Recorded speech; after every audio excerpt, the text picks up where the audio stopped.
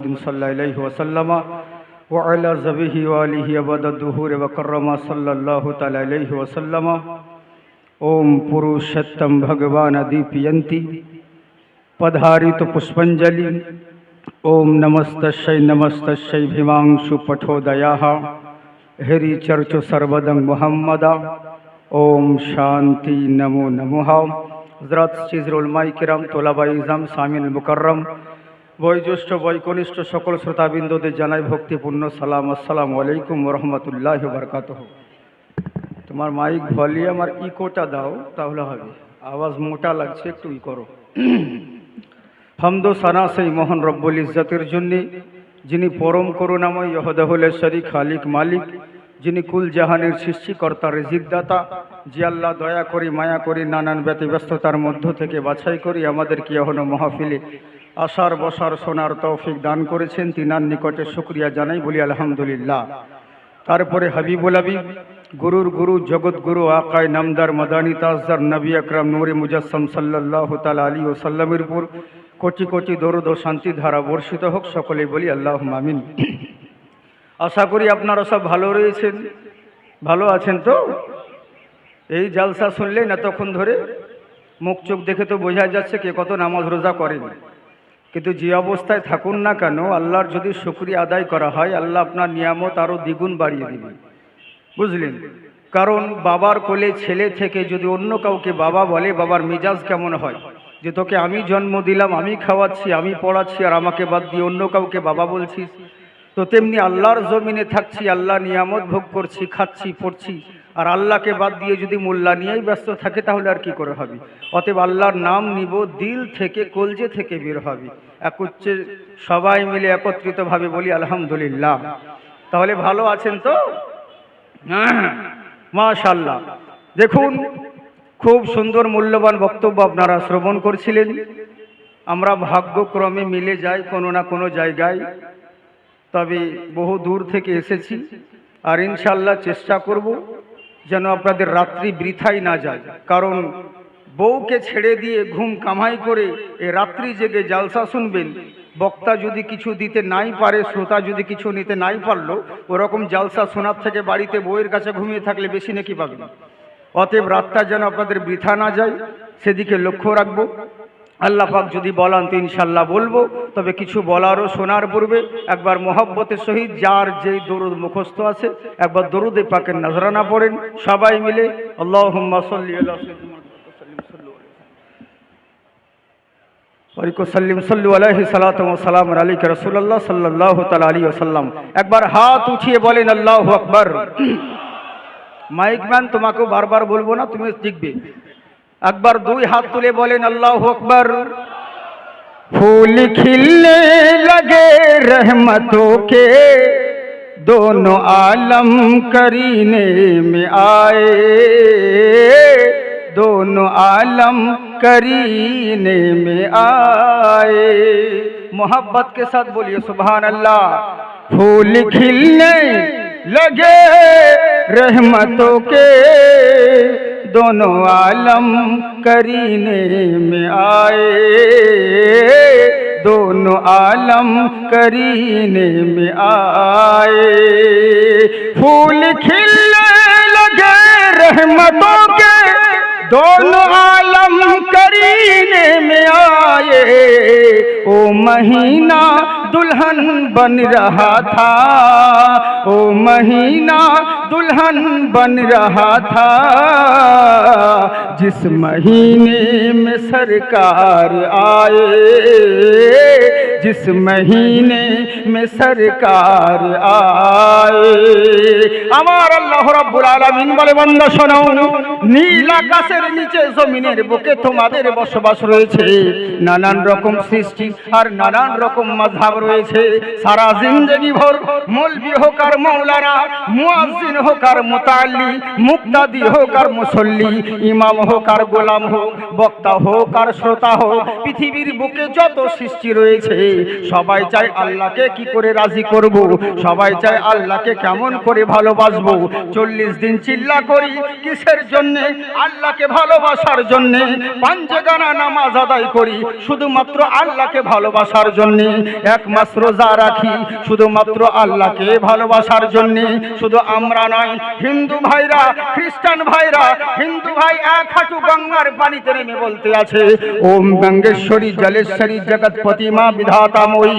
পৃথিবীর বুকে সূর্য না থাকলে আমরা অন্ধকারে ডুবে মরতাম, অতএব ভালোবাসতে গেলে সূর্যকেই ভালোবাসতে হবে। বলে কেন ভালোবাসছো? বলে সূর্যকে যে সৃষ্টি করেছে সেই মালিকের ভালোবাসা পাওয়ার জন্য। কেউকে দেখছি চার্চে যাচ্ছে, জিজ্ঞাসা করলে বলে হুজুর আল্লাহকে পাওয়ার জন্য চার্চে যাচ্ছি। কেউ মূর্তি পূজা করে, বলে কিসের জন্য করো? বলে আল্লাহকে ভালোবাসার জন্য করি।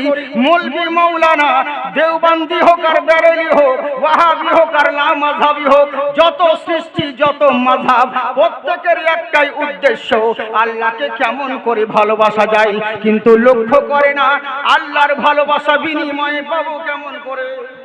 ভাই সামনে যে বোলেরো পিকআপটা যাচ্ছে, ডেড বডির গাড়ি যাচ্ছে, আপনারা একটু দয়া করে গাড়িটা ছেড়ে দেন।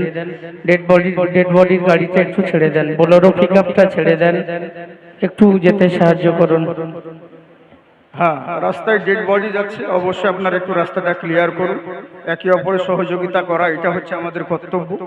কাউরির যেন ডিস্টার্ব না হয়, তবে আপনারা ডিস্টার্ব করে আমাকে ডিস্টার্ব করবেন না। যিনারা বাইরে ছড়িয়ে ছিটিয়ে আছেন, দোকানে মাকানে যেখানে সেখানে, আজারে বাজারে মাজারে ঘরে বাইরে, রাস্তার ধারে, মেলায় ঠেলায় ধুলাই, ওরকম রাস্তায় মানে অযথা সময় নষ্ট না করে গায়েসের সামনে এসে বসে পড়ুন। ইনশাআল্লাহ অশেষ সবের অধিকারী হবে। কারণ এটা কোনো মোল্লার মাহফিল নয়, রাসূলুল্লাহর মাহফিল।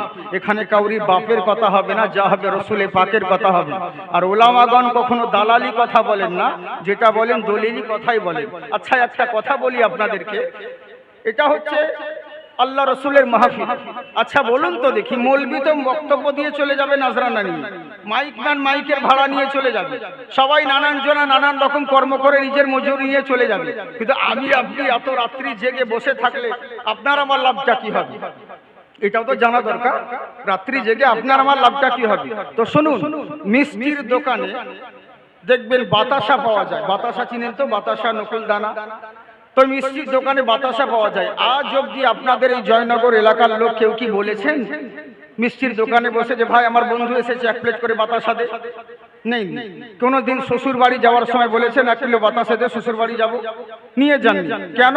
আজকে যদি মিষ্টির দোকানে বসে বাতাসা খায়, কালকে হয়তো পাতপুকুরের লোক বলবে আরে আর বলিস না, এরা তো মনিরঞ্জন নাকি জায়গা নাম, এখানকার লোকেরা এরা তো মানে মিষ্টির দোকানে বসে বাতাসা খায়। কোন আত্মীয়র বাড়ি গেলে পরে বাতাসা নিয়ে যায়, প্রেস্টিজ পাংচার হবে, সম্মানে লাগবে।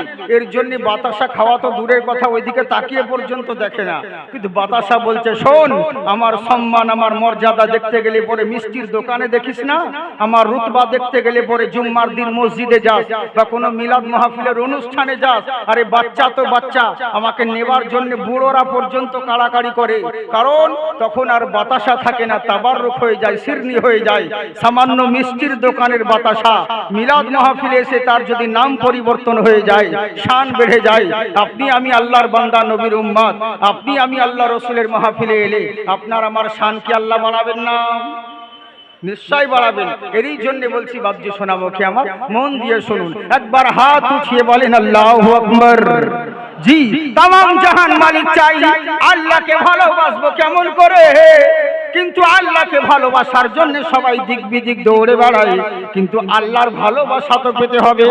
আল্লাহ পাক বলে বান্দা শোনো, তোমরা ভালোবাসবে এটা জরুরি নয়, বিনিময়ে আমারও তো দেখতে হবে আমি তোমাকে ভালোবাসি কিনা, আমি তোমার উপর রাজি আছে কিনা।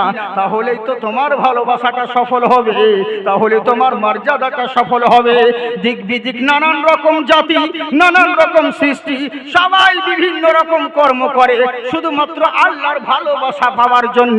কিন্তু আল্লাহকে কেউ জিজ্ঞাসা করে না, রব্বুল আলামিন আকরামাল আকরামিন, মাবুদ তুমি বলো তোমার ভালোবাসা ভালোবাসা পাওয়ার জন্য আমাদেরকে কি করতে হবে? তখন আমার আল্লাহ বলে, বান্দা শোনো, তামাম জাহান মিলে আমাকে ভালোবাসার জন্য দৌড়ে বেড়াও, কিন্তু একবার জিজ্ঞাসা করেছো আমি আল্লাহর ভালোবাসা কোন জিনিসে রাজি আছি, আর আমি আল্লাহর ভালোবাসা পেতে গেলে কোন কাজ করতে হবে? বলে আল্লাহ তুমি বলো। তখন আমার আল্লাহ পাক বলেন, কুল ইন কুনতুম তুহিব্বুনাল্লাহ, হাবিব গো জগৎবাসীকে বলে দিন, যারা আল্লাহর ভালোবাসা পেতে চায়, যারা আল্লাহকে ভালোবাসতে চায়, কোথাও গিয়ে লাভ হবে না, ফাত্তাবিউনি, তাদেরকে বলুন আপনাকে ভালোবাসতে। যারা আপনাকে ভালোবাসলো, ইউহিব্বুকুমুল্লাহ, আমি আল্লাহ তাদেরকে ভালোবাসবো। সুবহানাল্লাহ বলেন। নবীর ভালোবাসার কথা শুনে মনে দুঃখ হচ্ছে নাকি? দুঃখ হয় না তো? হ্যাঁ, তাহলে ঠিক আছে। অনেকজন বলে নবীর কথা কেন বলো? সব সময় নবী নবী নবী নবী নবী নবী, মিলাদে নবীর নাম, আজানে নবীর নাম, তাকবীরে নবীর নাম, একামতে নবীর নাম, শুধু নবী আর নবী নবী কেন করছো?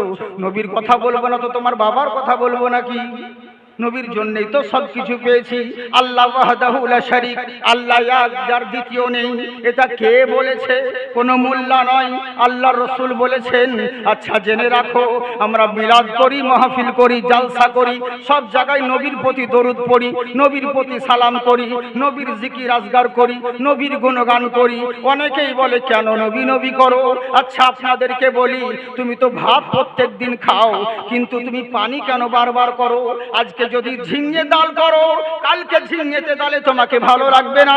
আজকে আলু ভর্তা করলে কালকে ডাল ভর্তা করো। এক এক দিন এক এক রকম সবজি আইটেম পরিবর্তন করো, একই জিনিস রোজ রোজ ভালো লাগে না। কিন্তু পানি তোমাকে সব সময় পান করতে হয়। ওরে 4 বেলা যদি খাও, কিন্তু পানি তোমাকে 10 বার পান করতে হয়। কিন্তু কেন পান করো বলো? তখন বলে মাওলানা, পানি পান করি এরই জন্য যাতে জীবন বেঁচে যায়। আরে গাধা শোন, তোরা পানি পান করি যাতে জীবন বেঁচে যায়, আমরা নবীর জিকির করি যাতে আমাদের ঈমান বেঁচে যায়। সুবহানাল্লাহ। সেই নবীকে ভালোবাসো, তাহলে আল্লাহকে ভালোবাসা হবে। কিন্তু মুখে বললে ভালোবাসা হয় না, বুঝলেন তো? মুখে তো সবাই বলি আল্লাহকে ভালোবাসি, নবীকে ভালোবাসি, কিন্তু কাজের সময় সব চিচিং খা। হ্যাঁ, অনেক মানুষ আছে বলে হুজুর নবীর জন্য জান দিয়ে দিব। নবীর জামানায় যদি আমরা থাকতাম, আমরাও নবীর জন্য জীবন দিয়ে দিতাম। এখন নাই বলে হয়নি। আবে গাধা, তোর যদি ওরকম ক্ষমতা থাকতো, তোর যদি ওয়াকাত থাকতো, মহান আল্লাহ রাব্বুল আলামিন তোকে নবীর জামানায় পয়দা করতেন। তোর ওই ওয়াকাত নেই বলে তোকে এখন জন্মিয়েছে। খালি মুখে বলছো নবীকে, নবীর জামানায় থাকলে আমরাও জীবন দিতাম। যদি বলি নবীর জালসার জন্য 500 টাকা চাঁদা দাও, তখন বের হয় না। আবার ওই বলে নবীর জন্য জীবন দিয়ে দিব। বুঝলেন? এই তো হচ্ছে আমাদের অভ্যাস। মুখে বলি কিন্তু কাজে কোনো কাজ করি না। আচ্ছা বলুন তো দেখি, আমার কথা বুঝতে পারছেন আপনারা? অসুবিধা হয় না তো? মানে আমার পুরো দাড়ি আছে, সবই আছে, অসুবিধা নেই। মানে অপারেশন হয়েছে, গালে একটা টিউমার হয়েছিল, পুরো এখান থেকে আমার এতদূর কাটা রয়েছে গলা। কথা বলছি এটাই, আল্লাহ লাখ লাখ শুকরিয়া। তো বেশি দিন হয়নি তো, 4 মাস হয়েছে অপারেশন হওয়া, টাটকা কাঁচা এখন রয়েছে। এরই জন্য বলছি মধ্যে মাঝে হয়তো এক একটা কথা তোতলা হয়ে যায়, স্পিডে বলি তো, তাড়াতাড়ি ধীরে ধীরে বললে অনেক সময় লেগে যাবে, কিন্তু একটু জলদি বলি তো কথা বুঝতে পারছেন তো? অসুবিধা হচ্ছে? বুঝতে পারছেন? বাহ বাহ, ভালো। তবে ভুল বুঝবেন না, কারণ বেশিরভাগই মানুষ ভুল বুঝে। বুঝলেন তো? আপনাদের মাওলানা বলছে বাবা মদ খাস না, মদ খাওয়া কোরআনে নিষিদ্ধ রয়েছে, মদ খেলে জাহান্নামে যেতে হবে, মদ হারাম জিনিস। তো ছেলে বলছে হুজুর মদ যে হারাম জিনিস কি করে বুঝবো? বলে মদে ভীষণ ক্ষতি, মদ খাস না। বলে আমাকে বোঝান। তো মাওলানা একটা গ্লাস নিয়েছে, পানির গ্লাস, আর একটা গ্লাসে মদ রেখেছে, দুটো গ্লাস। তো কেঁচো বুঝেন তো? কেঁচো, কৃমি যেটা পেটে থাকে, কৃমি। ওই কৃমি একটা কেঁচোকে উঠিয়ে নিয়ে এসে পানির গ্লাসে রেখে দিয়েছে। রেখে দেওয়ার পরে বলছে কি বুঝলি? তো ছেলেটা বলছে হুজুর এ তো বেশ আনন্দে আছে, লাফালাফি করছে। বলে দেখ এর আনন্দ কোথায় যাবে? পানির গ্লাস থেকে কেঁচোটাকে উঠিয়ে নিয়ে যেমন মদের গ্লাসে রেখেছে, ও যে মাথা ঢোকালো তো ঢোকালো, আর নড়েও না চড়েও না, শেষ। তো মৌলানা বোঝাচ্ছে বুঝতে পারলি মদের কত ক্ষতি? মদ আর কোনোদিন খাবি না, বুঝতে পারলি? বলে হুজুর আপনি যা বোঝালেন জিন্দেগিতে ভুলবো না। বলে কি বুঝতে পারলি তুই? বলে আপনি যা বোঝালেন তাতে বুঝতে পারলাম কারো পেটে যদি কৃমি হয় তো 2-1 গ্লাস চালালে কোনো ক্ষতি নেই, সব শিখেছে শেষ হয়ে যাবে, সব কৃমি শেষ হয়ে যাবে, বুঝলেন তো? ওকে বুঝাতে চাইলে একদিকে, ও বুঝে নিল আর একদিকে, এরকম যেন না হয়। বাপজি সোনামুখী আমার, একবার মোহাব্বতের সঙ্গে বলেন আল্লাহু আকবার। আজকে যারা এই মাহফিলে এসেছে ওগো আল্লাহ তাআলার রহমত পেয়েছে। একবার মোহাব্বতে দেখি কারা কারা সুবহানাল্লাহ বলতেছে। ওই চাঁদা কালেকশন করার মতন সুবহানাল্লাহ কালেকশন করতে হচ্ছে, ওই বলবো তারপরে বলবেন। নবীর মহব্বতে পড়ে যে একবার সুবহানাল্লাহ বললে আল্লাহ 80টি করে নেকি দান করবে। জোরে বলেন সুবহানাল্লাহ। ধুরি করিতে এলো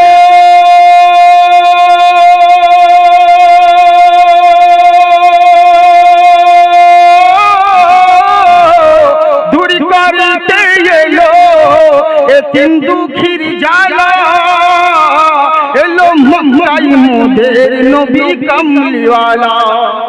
একবার মোহাব্বতে বলেন সুবহানাল্লাহ, বাড়বে তোমার ওই সম্মান।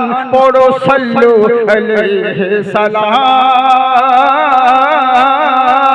বলো সাল্লু আলাইহি সালাম। বাতাসের টানে টানে কোকিলের গানে গানে ভাসে শুধু নবীর নাম। পড়ো সাল্লু আলাইহি সালাম, বলো সাল্লু আলাইহি সালাম। তাই আমার আল্লাহ রাব্বুল আলামিন বলে বান্দা শোনো, পৃথিবীর বুকে থাকতে হলে তোমরা তোমার নবীকে ভালোবাসো। যারা নবীকে ভালোবাসলো তারা জেনে রাখো মহান আল্লাহর ভালোবাসা হয়ে গেল। আর জেনে রাখো আমার আল্লাহ বলেন যারা আমার হাবিবকে ভালোবাসলো আমি আল্লাহ তাদেরকে ভালোবাসবো আর ভালোবেসে ছেড়ে দিব না। ইয়াগফির লাকুম যুনুবাকুম ওয়াল্লাহু গফুরুর রহিম। তাদের গুনাহ সমূহগুলোকে আমি আল্লাহ মাফ করে দিব। আল্লাহ গফুরুর রহিম। আল্লাহ কেমন গফুরুর রহিম চিন্তা করুন। একটা কথা বলে দিই ছোট্ট করে, আল্লাহ কেমন গফুরুর রহিম। আচ্ছা বলুন তো দেখি, আল্লাহর মতন দয়াবান আর আল্লাহর মতন রহমান কি কেউ হতে পারবে? পারবে না। আমাদের রুজির মালিককে, হায়াতের মালিককে আল্লাহ। বাবা এই পোকা কেন আসছে গো? পোকা চলে এলে তো মুশকিল, বারবার মুখে পোকা ঢুকে যাচ্ছে। ঢুকিস না বাবা, গরিব মানুষ, এখন করিস না, মুশকিল হয়ে যাবে তখন। যাই হোক, তো মন দিয়ে শুনুন, খুব সুন্দর কথা বলবো যতক্ষণ আছি। খুব আপনাদের সময় যেন নষ্ট না হয় সেদিকে লক্ষ্য করে চেষ্টা করতে। হ্যাঁ হ্যাঁ হ্যাঁ, জি জি, এই চেঁচামেচি কম করো শোনা। বাইরে যারা ছড়িয়ে ছিটিয়ে আছেন চেঁচামেচি একটু কম করবেন। এই পোকা হঠাৎ ওখানে একটা কিছু পাতা ফাতা দিন, এদিকে চলে আসছে, ওদেরকে খাক, বক্তাকে কেন খেতে আসছে? জি জি জি, হ্যাঁ। তো কথা হচ্ছে বাবজি সোনামুখী আমার, মন দিয়ে শুনুন, খুব সুন্দর কথা বলবো। আল্লাহ হচ্ছেন গফুরুর রহিম। আচ্ছা বলুন তো দেখি, রুজির মালিক আল্লাহ, তো সব কিছুরই মালিক কে? আল্লাহ। আচ্ছা বলুন তো দেখি, সব কিছুরই মালিক যখন আল্লাহ, এবার এই যদি কেউ মনে করে আল্লাহ রুজির মালিক, আল্লাহ দয়াবান, তো আল্লাহর মতন আমিও কোনোদিন হব একদিনকার জন্য, এটা কি সম্ভব? কখনোই সম্ভব নয়। ওরে আম তো আম, খাস মুল্লা তো মুল্লা, স্বয়ং রসুলরা পর্যন্ত সম্ভব নয়। কেন? আল্লাহর রসুল মুসা আলাইহিস সালাম উনি আল্লাহর কাছে আবদার করলেন, আল্লাহ তুমি তো রুজির মালিক। বলে হ্যাঁ বেশক। বলে তাহলে তুমি যখন রুজির মালিক, তা আমার একদিন সাত জেগেছে, আমি একটা দিন রুজির মালিক হব। তা আল্লাহ পাক বলছেন, এই মুসা তুমি কি বলছো? তোমার কি খেয়াল আছে, জ্ঞান আছে? তুমি কি কথা বলছো? বলে কেন, আমি আবার কি বলবো? ঠিকই বলেছি, আমি একদিন রুজির মালিক হব। তো বলে কখনোই সম্ভব নয়। কিছু কিছু জিনিস আমি আল্লাহ নিজের কুদরতি হাতে রেখেছি, অন্য কাউকে দিইনি। কারণ আজ যদি দুনিয়ার মোল্লাদেরকে দিতাম তাহলে আমার বান্দারা না খেয়ে মরত। হ্যাঁ, আল্লাহ যদি রুজির মালিক কোনো মোল্লাকে বানাতো, ও বলতে আমার জালসাতে আসেনি, চাঁদা দেয়নি, ওকে রুজি দিব না কাল থেকে। ও নামাজ পড়েনি, কাল থেকে ওকে রৌদ্রও দিবে না। এক একজনের এক এক রকম, বুঝলেন তো? তো তেমনি আল্লাহ পাক বলছেন কিছু কিছু জিনিস আমি নিজের কুদরতি হাতে রেখেছি, কাউকে দিইনি। হযরতে মুসা আলাইহিস সালাম বলছেন, তুমি চাইলে কি না পারো, তুমি সব করতে পারো, ইন্নাকা আলা কুল্লি শাইইন কাদির। কিন্তু আমার মনে সাধ জেগেছে, আমি বেশি দিন নয়, একটা দিনের জন্য রুজির মালিক হব, আমাকে বানাও। আমার আল্লাহ পাক বলছেন এটা কখনোই সম্ভব নয়। হযরতে মুসা আলাইহিস সালাম বলছে, রব্বুল আলামিন, এটা কেমন করে সম্ভব নয়? রুজির মালিক হলে তুমি আল্লাহ, কিন্তু তুমি চাইলে পরে সবকিছুই সম্ভব হয়। কেননা সমস্ত কিছুই তো তোমার দান। আজকে জন্ম হয়েছে, সমস্ত কিছু মানুষের জন্ম থেকে মৃত্যু অবধি সবকিছুরই মালিক হলে তুমি আল্লাহ, রুজির মালিকও তুমি আল্লাহ। আমার আল্লাহ পাক কেমন রুজির মালিক বলছে, বান্দা শোনো, পৃথিবীর বুকে আজকে মহান আল্লাহর এক রকম নয় 84 লক্ষ রকমের প্রাণী বাস করে, তার মধ্যে শুধু একটা প্রাণী ইনকাম করে, রোজগার করে, যার নাম হলো মানুষ। কিন্তু মানুষ ব্যতীত বাকি যত সৃষ্টি রয়েছে এদের আধার কার্ডও নেই, বিপিএল কার্ডও নেই, রেশন কার্ডও নেই। আচ্ছা বলুন তো দেখি, এদেরকে কে রুজি দেয়? আল্লাহ দেয়। আমার আল্লাহ বলে, বান্দারে সব কিছুরই মালিক আমি আল্লাহ। তখন বান্দা বলে, আল্লাহ আমি ইনকাম করি বলে তো খেতে পাই, আমি জানি রুজির মালিক তুমি আল্লাহ, কিন্তু আমি রোজগার না করলে খেতে পেতাম না, মাথার ঘাম পায়ে ফেলে ইনকাম করি বলে খেতে পাই। অনেক মানুষ বলে, হুজুর ইনকাম না করলে খাবো কি, রুজি আসবে কোথা থেকে, ইনকাম করি বলেই খেতে পাই। এটা ভুল ধারণা ভাই। কেননা লক্ষ্য করে দেখো, তুমি যত বড়ই করোড়পতি আর যত বড়ই আরবপতি হও না কেন, হঠাৎ যদি তোমার বাড়িতে 10টা মেহমান চলে আসে, আর 10টা মেহমান এসে যদি 10 রকম খাবার চেয়ে বসে, বাড়িওয়ালার কি মেজাজ ঠিক থাকবে? আমি এসে জলসায় বললাম, আমার হুজুর মৌলানা সাহেবকে বলছি, ভাই আমি বিরিয়ানি খাবো, আমার ড্রাইভার বলছে আমি ফ্রাইড রাইস খাবো, আমার আর একজন ড্রাইভার অ্যাসিস্ট্যান্ট ও বলছে চলবে না, আমি ফ্রাইড রাইস খাবো। আবার জলসার কমিটির লোক বলছে না, আজকে খাসি করব। আপনারা যারা শুনতে এসেছেন এরা বলছে খাসি চলবে না, আজকে বাড়ে মিয়া হাম্বা হাম্বা খাবো। আবার কেউ বলছে না চলবে না, আজকে দুম্বার মাংস খাবো। নানান জনা নানান রকম আবদার করে বসে। আচ্ছা বলুন তো দেখি, জালসা কমিটি যত বড়ই করোড়পতি আর আরবপতি হোক না কেন, 10টা মানুষের 10 রকম কি খাবার জোগাড় করা সম্ভব হবে? হবে না। কিন্তু আমার আল্লাহ বলে, বান্দারে একবার দুনিয়ার দিকে তাকিয়ে দেখো, নানান রকম সৃষ্টি আর নানান রকম খাবার। তুমি একটা মানুষ 10 জনের 10 রকম খাবার জোগাড় করা তোমার দ্বারা সম্ভব নয়। কিন্তু পৃথিবীর দিকে তাকিয়ে দেখো, মানুষের খাবার হলো আলাদা, গরুর খাবার আলাদা, দুম্বার খাবার আলাদা, ভেড়ার খাবার আলাদা, কুকুরের খাবার হলো আলাদা, পুকুরের মাগুর মাছের খাবার হলো আলাদা, আকাশের চিলের খাবার হলো আলাদা, কবুতরের খাবার আলাদা, শকুনের খাবার আলাদা, কাকের খাবার আলাদা, সমুদ্রের তিমি মাছের খাবার হলো আলাদা, ভেটকি মাছের খাবার হলো আলাদা, গঙ্গার ইলিশ মাছের খাবার হলো আলাদা। যত রকম সৃষ্টি আর তত রকম খাবার। এরা কেউ ইনকাম করে না, রোজগার করে না, সকাল বেলায় খালি পেটে বেরিয়ে চলে যায়, আবার সন্ধ্যে বেলায় উদারপূর্ণ হয়ে বাসায় ফেরত আসে। এরা রোজগার করে না। তাহলে বলো, এদেরকে খাওয়াই কে? কোনো মোল্লা না তোমার আল্লাহ? আল্লাহ খাওয়াই। তাই আমার আল্লাহ পাক বলে, বান্দা শোনো, সবকিছু আমার নিয়ামত, কিন্তু জেনে রাখো একটা নিয়ামত যদি বন্ধ করে দিই, পৃথিবীর বুকে কোনো মানুষ টিকতে পারে না। আমি বুদ্ধি দিয়েছি, বুদ্ধিটাকে সঠিক কাজে লাগাও। আজকে ব্রেনের জোরে মাইক্রোফোন আবিষ্কার হলো, আজকে বুদ্ধির জোরে গরুর গাড়ি থেকে এরোপ্লেন আবিষ্কার হলো, আজকে বুদ্ধির জোরে আজকে সিঁড়ি থেকে লিফটের আবিষ্কার হলো, আজকে বুদ্ধির জোরে এক দেশ থেকে আর দেশ কথা বলার সুযোগ হয়ে গেল। আগে তো অডিও কল হতো, এখন তো ভিডিও কলের ব্যবস্থা এলো। জেনে রাখো কত রকম বুদ্ধি, কত কি পেয়েছো, সবকিছু আমি আল্লাহ, আমার অবদান। তাই বলে বুদ্ধি নিয়ে বেশি গরম দেখায়ও না। বিশাল বড় বুদ্ধিমান, বিশাল বড় বৈজ্ঞানিক হয়ে গেছো, এই বলে গরম দেখায়ও না। ওই ব্রেনে যদি একবার টিউমার করে দিই, তোমার 14 গোষ্ঠী বিক্রি করলে ওষুধ কেনার পয়সা জুটবে না। সবই আমার নিয়ামত। আজকে শরীর দিয়েছি বলে লোককে গরম দেখিয়ে বেড়াও, বলো বিশাল বড় শক্তিমান, বিশাল বড় পালোয়ান, বিশাল বডি, অনেকজন অনেক রকম কথা বলে। আমার আল্লাহ বলে, বান্দারে ওই শরীরের গরম দেখায়ও না। কত বড় শক্তিমান হয়েছো আর কত বড় মাস্তান হয়েছো, সামান্য মশার ভয়ে মশারির তলে ঢুকছো। আর নিজেকে বলছো পাহলওয়ান, নিজেকে বলছো মাস্তান। ওই শরীরের গরম দেখায় না। একবার যদি শরীরে ডায়রিয়া করে দিই তোমার 12টা বেজে যাবে। জেনে রাখো একটা লাঠি দেখতে বাঁশের মতন, চিবাইলে পরে মিষ্টি লাগে। কি বলেন? আখ। আমার আল্লাহ বলেন ওই আখ থেকেও তোমরা শিক্ষা লাভ করো। বলে কেমন করে? আমি আল্লাহ তাআলা যেমন রাকের ভিতর থেকে মিষ্টি রস বের করতে পারি, বেশি বাড়াবাড়ি করো না, নইলে রসের পরিবর্তে বিষও বের করতে পারি। ইন্নাকা আলা কুল্লি শাইইন কদির, সমস্ত ক্ষমতা আমার রয়েছে। তাই আমার আল্লাহ বলেন কোন কোন জিনিস আমি আমার নিজ কুদরতি হাতে রেখেছি, কাউকে দান করিনি। কিন্তু মুসা আলাইহিস সালাম বললেন আল্লাহ সবই মেনে নিলাম। তামাম জাহানের মালিক হল মুক্তার তুমি হলে আল্লাহ, সারা জাহানের রিজিক দাতা তুমি আল্লাহ। কিন্তু আমি তো সর্বক্ষণের লেগে বলিনি, একটা দিনের জন্য রুজির মালিক হতে চেয়েছি, আমাকে একটা দিনের জন্য রুজির মালিক বানাতে হবে। হযরতে মুসা আলাইহিস সালাম বলছেন, আমি স্পিডে বলছি বলে অসুবিধা হচ্ছে নাকি? ঠিক আছে, আমি বেশিক্ষণ বক্তব্য রাখি না, বুঝলেন তো?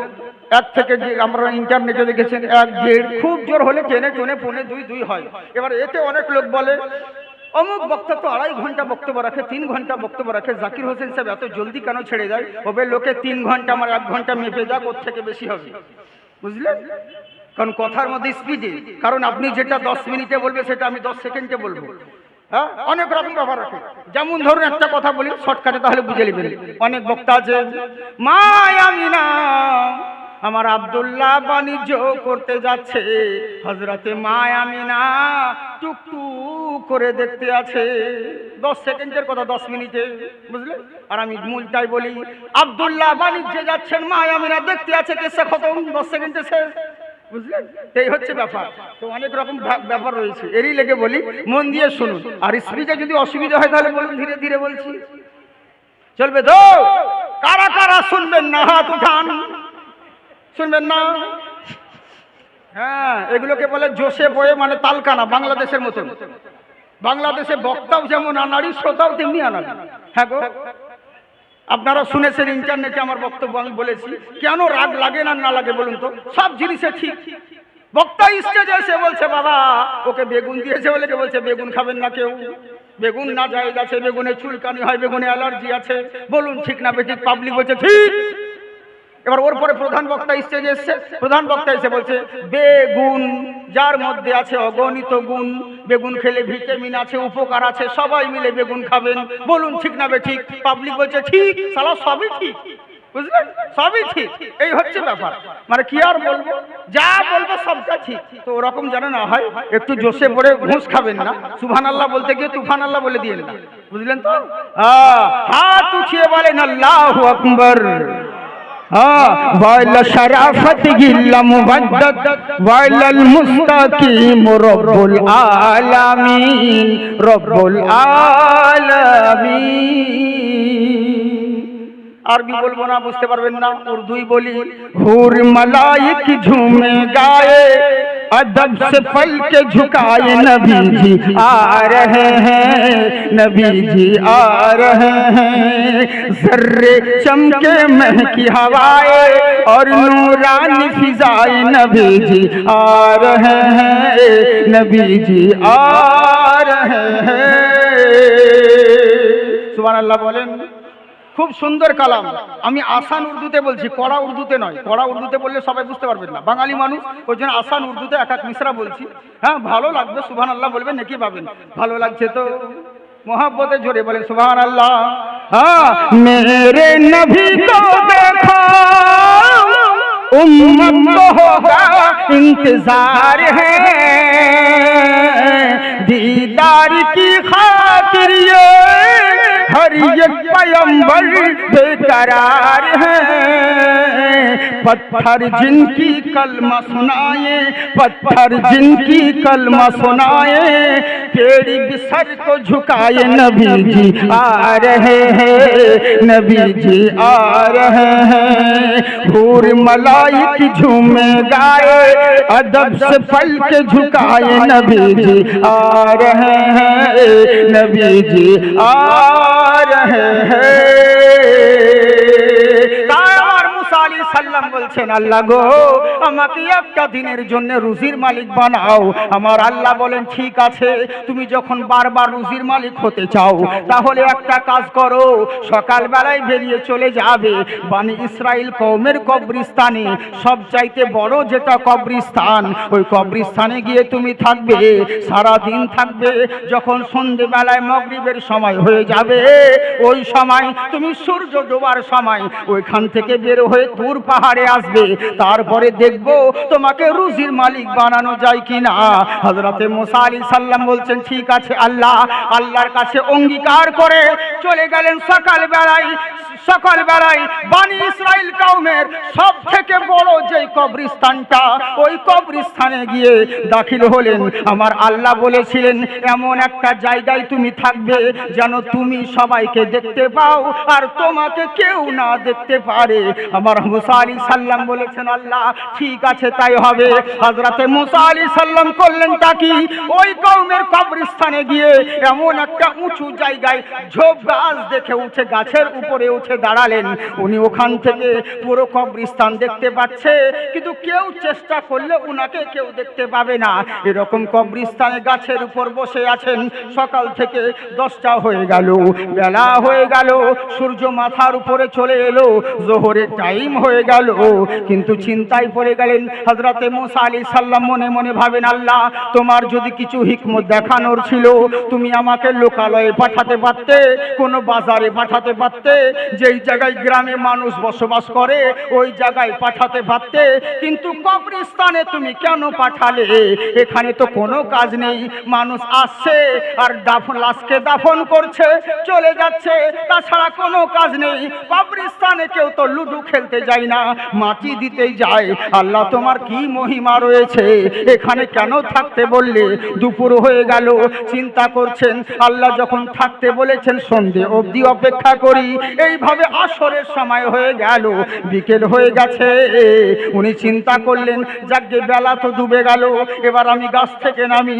যেমন নামার চেষ্টা করছেন, সঙ্গে সঙ্গে দেখছে ওই কবরস্থানের দিকে একটা মানুষ, একজন আল্লাহর বান্দা কবরস্থানের দিকে দৌড়াতে লেগেছে। উনি চিন্তা করলেন, কি ব্যাপার রে, এত দৌড়াচ্ছে কেন? এ তো কবরস্থানের দিকে আসছে, দেখি বেটা কি করে। উনি গাছের মধ্যে থেকে গেলেন, দেখি ও কি করে। কবরস্থানের দিকে আসছেন, কিছুক্ষণ আগে যাকে মাটি দেওয়া হলো ওই জায়গায় আশেপাশে ঘোরাফেরা করছে। হযরতে মুসা আলাইহিস সালাম চিন্তা করছেন, এই বান্দা হয়তো মাটি দিতে এসেছিল, হয়তো তার কোনো গুরুত্বপূর্ণ জিনিস হারিয়ে গেছে, এরই লেগে হয়তো খোঁজাখুঁজি করতে আছে। উনি ওইটাই চিন্তা করলেন। কারণ আপনারা জানেন, টুপি পরে পাঞ্জাবি পরে জুম্মার দিন কেউ মসজিদের দরওয়াজায় যাচ্ছে, তার মানে বুঝে নিতে হবে বেটা নামাজ পড়তে যাচ্ছে, নইলে কারো জুতো চুরি করতে যাচ্ছে। যে কোনো একটা, তাই তো ভাই, নামাজ পড়তে যাবে নইলে জুতো চুরি করতে যাবে, এটাই তো আমাদের নিয়ম। আর আজকাল চোরও বহুত হয়েছে, আর নামাজিও সেরকম হয়েছে, বুঝলেন। মুরতুব চাচা আসরের জামাত পাইনি, 4 রাকাত নামাজ পাই নাই, জামাতের শেষে গিয়েছে নতুন সাইকেল সুজুতো পরে নামাজে গিয়েছে। দেখছে জামাতের টাইম শেষ, কি করবে? মসজিদ তাড়াতাড়ি ওযু করে নিল। এদিকে জুতো চোর ফলো করেছিল, কি ব্যাপারে এত সুন্দর মাস্টারের জুতো, গনিমতের মাল, আজকে ছেড়ে লাভ নেই, সুযোগ পেয়েছি, হাতছাড়া করা যাবে না। এবারই করলো ওযু করে মাস্টার, বাইরে জুতো খুলে মসজিদে গিয়েছে নামাজ পড়তে। আর ই কিন্তু তাকিয়ে তাকিয়ে দেখছে মাস্টারে কয় রাকাত নামাজ হলো। কাঁচ লাগা মসজিদ তো, এখন তো এসি মসজিদ আর এসি মসজিদ হয়ে গেছে সব। আর তো সেই মসজিদ নেই, মসজিদ হয়ে গেছে পাকা, কিন্তু মুসল্লি কাঁচা। সাহাবাদের সময় মসজিদ ছিল কাঁচা, কিন্তু মুসল্লি ছিল পাকা। একবার যদি ওই কাঁচা মসজিদের মুসল্লি হাত তুলে দোয়া করতেন, আল্লাহর আরশে মুআল্লা পৌঁছে যেত। আর আমাদের পাকা মসজিদের মুসল্লি যদি দোয়া করে, আকাশ তো দূরে কথা, ছাদ অব্দি পড়ে না, ছাদ অব্দি পৌঁছায়। তার মানে বুঝলেন তো, আমরা ওই পাক্কা মুসল্লি হতে পারি, বুঝলেন তো। কাঁচ লাগা মসজিদ, এই মাস্টার নামাজ পড়ছে, জুতো চুর দেখছে কয় রাকাত হলো, তো দেখছে 4 রাকাত নামাজ 2 রাকাত হয়েছে, মানে এখনো 2 রাকাত বাকি আছে। এই চিন্তা করছে, এই সুযোগে জুতো নিয়ে নিব। এই বলে যেমন জুতো চোর মাস্টারের জুতোতে হাত দিয়েছে, আর মাস্টার যে খপ করে হাত, ভাই তুই জুতো নিয়ে কোথায় যাচ্ছিস? মাস্টার হাত ধরে নিয়েছে, বলে কেন স্যার, আপনি যে নামাজ পড়ছিলেন? বলে ঠিক দেখেছিস, মুখ ছিল কাবার দিকে আর চোখ ছিল জুতোর দিকে। বুঝলেন? এই তো হচ্ছে ব্যাপার, আমাদের নিয়তের মধ্যেই তো গন্ডগোল। তাকিয়ে নামাজ পড়ি কিন্তু ধ্যান অন্যান্য দিকে থাকে, এই তো হচ্ছে আমাদের অবস্থা। নামাজের তো নিয়ম কারণ কিছু জানি না, আর যদি ভাই একদিন জানি তো বেশি হাজার রকম প্রশ্ন, মৌলবীকে গিয়ে হাজার রকম প্রশ্ন। 2-4 দিন নামাজ ধরা হলো, মৌলানা কি বলছে, হুজুর অমুক জায়গায় দেখে এলাম এটা হলো, ইউটিউবে দেখলাম এটা করা যাবে না, ওটা করা যাবে না, এই হবে না ওই হবে না, মানে নানান রকম সৃষ্টি, হাজার রকম কৈফিয়ত, কাকে আর দিব বলুন? এই লেগে বলি তোমরা যা ইচ্ছে তাই করো, বুঝলেন? তো এই হচ্ছে ব্যাপার, কোয়ালিটির তো শেষ নেই, বহুত রকম। তো তেমনি মানুষের ধারণা হচ্ছে 2 রকম, হয় নামাজ পড়বে, নাহলে জুতো চুরি করতে যাবে, নাহলে কাউকে টোন মারতে যাবে, কিছু না কিছু একটা ব্যাপার। মুসা আলাইহিস সালাম চিন্তা করলেন, ভাই বান্দার কোনো গুরুত্বপূর্ণ জিনিস হারিয়ে গেছে, এরই লেগে কবরস্থানের দিকে এসেছে, নইলে আসতো না, নিশ্চয় গুরুত্বপূর্ণ জিনিস হবে।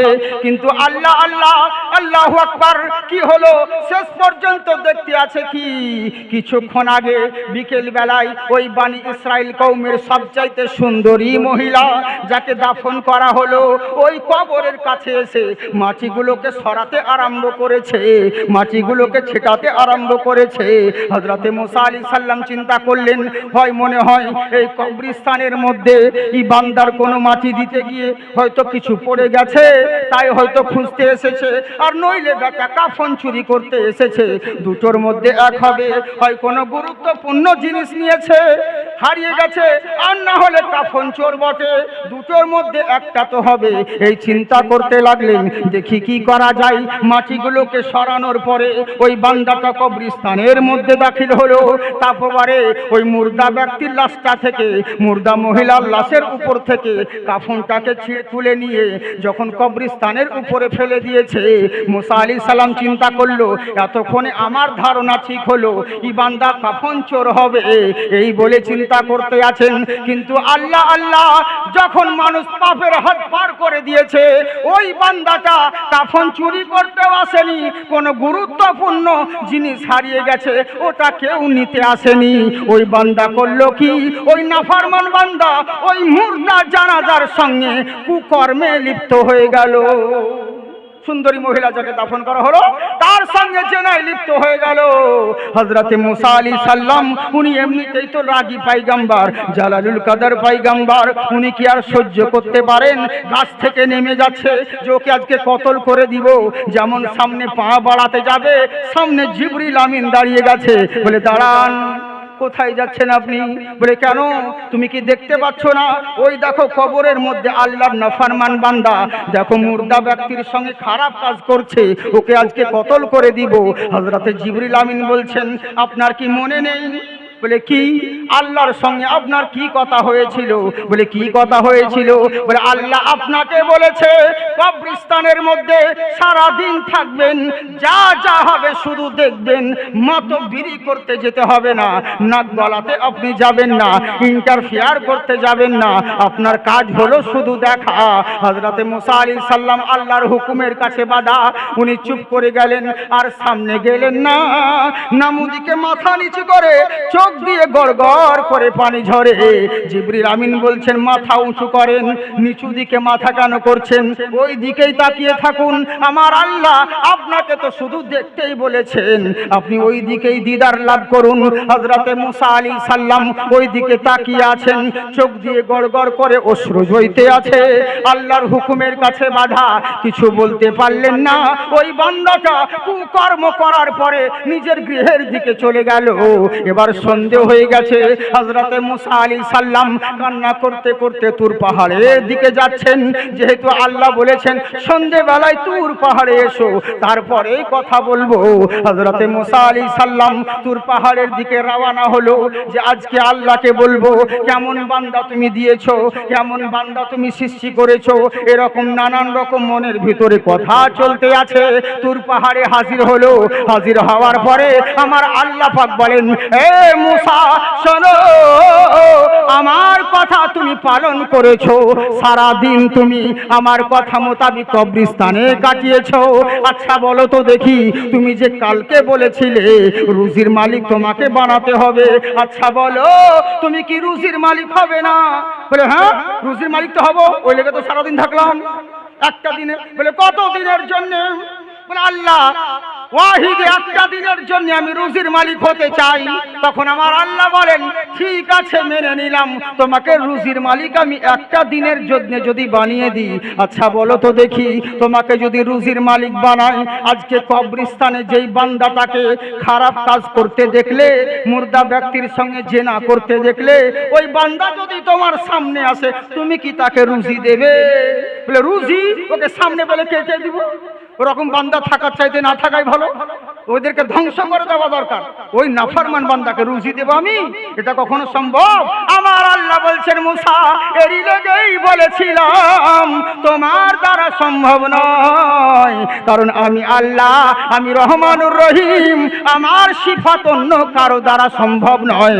কেননা সামান্য একটা নাফরমানি বান্দাকে দেখে আজকে তুমি বলছো তাকে রুজি দেব না, অথচ দুনিয়ার দিকে নানান রকম বান্দা আমার রয়েছে, আমার জমিনে থাকে, আমার খায়, আমার নিয়ামত ভোগ করে আমার পরে, অথচ এরা সারা দিন রাত চলে যায় কিন্তু আমাকে আল্লাহ বলতে মনে থাকে না।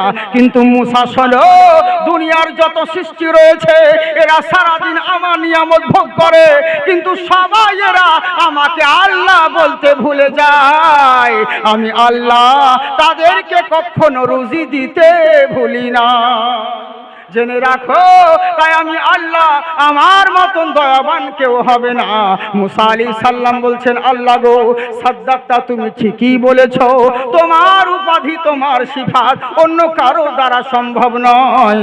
তুমি রহমানুর রহিম, তুমি রুজির মালিক আল্লাহ, তুমি দয়াবান দাতা আল্লাহ, তোমার মতন দয়াবান, তোমার মতন রহমান আর তোমার মতন রহিম অন্য কেউ হতে পারবে না। তাই আমার আল্লাহ বলে বান্দা শোনো, ইউহিব্বুকুমুল্লাহ, যারা আমার নবীকে ভালোবাসলো আমি আল্লাহ তাদেরকে ভালোবাসবো, শুধু ভালোবেসে ছেড়ে দিব না, তাদের গুনাহ সমূহগুলোকে আমি আল্লাহ মাফ করে দিব, যেহেতু আমি আল্লাহ হলাম গফুরুর রহিম। বুঝলেন? এবার বক্তব্য স্টার্ট করব না ছেড়ে দিব? বলবো? টাইম হয়ে গেছে কিন্তু। আপনাদের বিরক্ত লাগে না?